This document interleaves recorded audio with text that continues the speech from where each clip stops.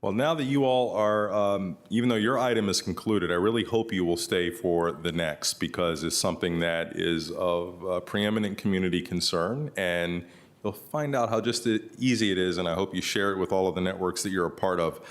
Colleagues, for this part of the board meeting, is we've talked a lot about how to support various stakeholders in caring for individuals who may suffer from substance abuse challenges, and we know that we have ongoing issues with access to opioids that may or may not be laced with substances which can cause catastrophic overdoses. We also know that there is a solution to that particular problem, and one that's fairly easy to deploy if only everyone understood it. So to help us demonstrate to the community just how straightforward it is and how much Arlington County is willing to support people in getting access to the critical tools that can save lives, we've invited Emily Sigvalin to conduct a training, one that Arlington County has honed in on in order to show how quick, efficient, and easy it is to learn how we can actually be agents in saving people's lives. So Emily, take it away. Thank you. Thank you for having me. Let me first hand out some NARCAN and information sheets. Yeah, we can pass them.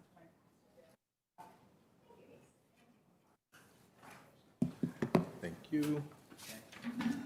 So first off, thank you so much for having me here today and for giving this the attention that I have been really wanting it to receive. And so I really appreciate you all taking the time to have us here today. So I am going to walk you through a very brief NARCAN training.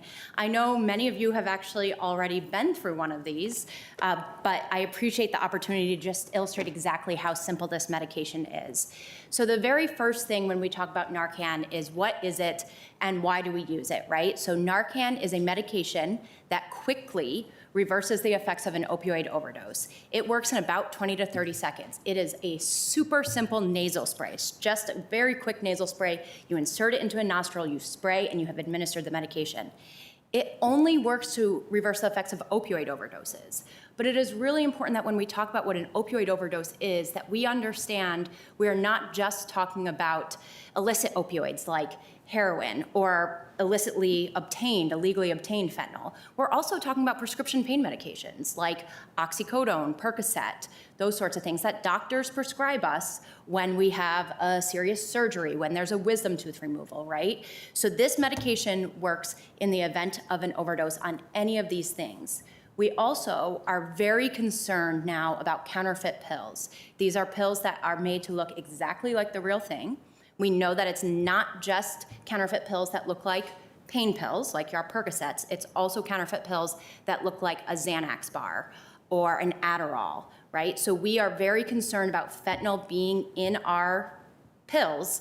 And unfortunately, these pills look exactly like the real thing. So it would take having two exact ones next to each other, and even then you might not be able to tell the difference.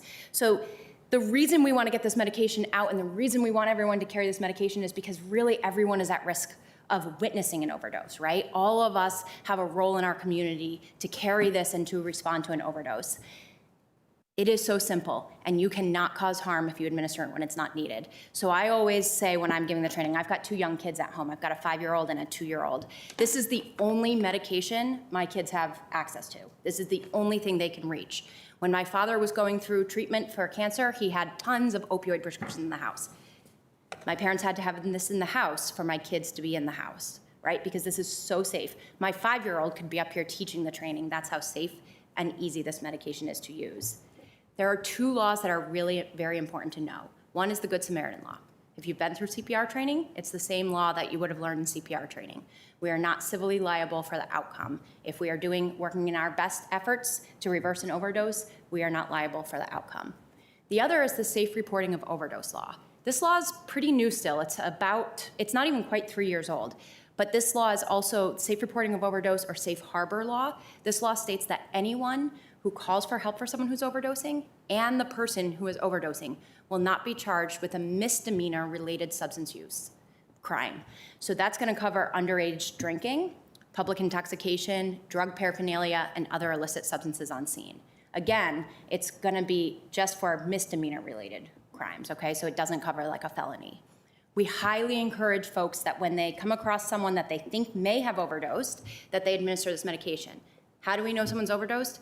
Really what you're looking for is if the person's unresponsive. Because this medication is so safe, you don't need to be a medical professional to determine what is really happening, right? You just want to see this person's not responsive.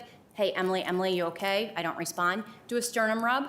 Rub your fist up and down my sternum or pinch my earlobe. If I don't respond, you have a medical emergency. You want to administer this medication and call 911. Again, super simple. Insert it into the nostril, spray one time. Step back, give the person a little bit of space to recover. If they don't respond within a minute's time, you want to do chest compressions or rescue breathing. At this point, hopefully you have called 911 and they'll prompt you through the rest. What I always like to make sure our community understands is you don't have to be good in emergency situations either, right? You can kind of turn your brain off. If you administer this medication, then call 911 and let them do all the thinking for you. They'll walk through everything else with you. So the key thing is don't wait. Don't worry, you won't cause harm, just administer. It's incredibly safe, and it's safe for kids, it's safe for animals, it's safe for pregnant women, it is safe for everyone. There are very few contraindications besides the fact that what you're doing when you administer this is you're knocking all the opioids off the person's brain, so you're immediately sending someone who has a physiological dependence on opioids into withdrawal. So they will be feeling very sick if they have a physiological dependence. But besides that, you're not gonna cause any harm. That is the very brief training. Any questions that I can answer? I mean, first of all, that was impressively done. Impressively done. Thank you. Questions and conversations. Ms. Garvey. Yeah, thank you. I didn't know this worked on more things than just fentanyl. That's really good to know. And, for anybody who's had a sinus infection and done, Flonase or whatever, this is just, the same sort of thing. I am wondering about storage. So, because I've thought about leaving it in my car, but I think that might get too hot or too cold. Could you talk about that a little bit? Sure. So the recommendation is that it's essentially stored at room temperature.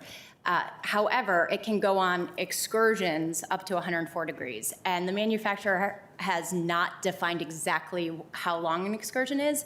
But one thing to note is our police carry it on their person, or sometimes they have it in their bag in their car, and they use it to reverse overdoses all the time in Arlington.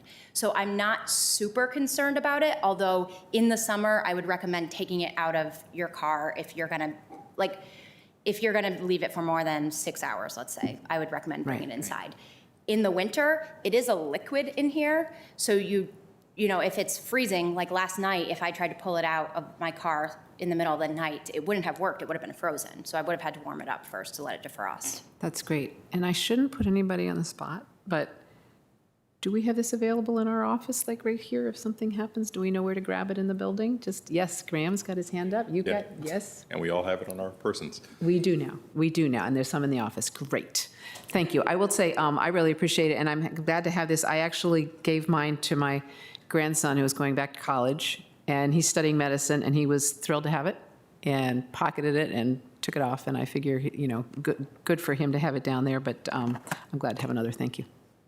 Before I recognize Mr. Karantonis, a quick question about expiration dates. So with epinephrine, for example, famously, when it's, delivered in the form of an EpiPen, it comes with a year expiration date, and there's a whole lot of stuff about whether or not that's real or just a manufacturer's desire to get people to throw out good epinephrine so that they can charge you another $100 to give you a new pen. Do we have any data understanding whether or not the expirations on naloxone are truly real? Should people toss them when they've reached it, or is there a chance that it may still be effective after the expiration date? So what the state says, the state training guidance is, if all you have is expired NARCAN, you should always use it. What we know is that it's probably good for at least 2 years past expiration date.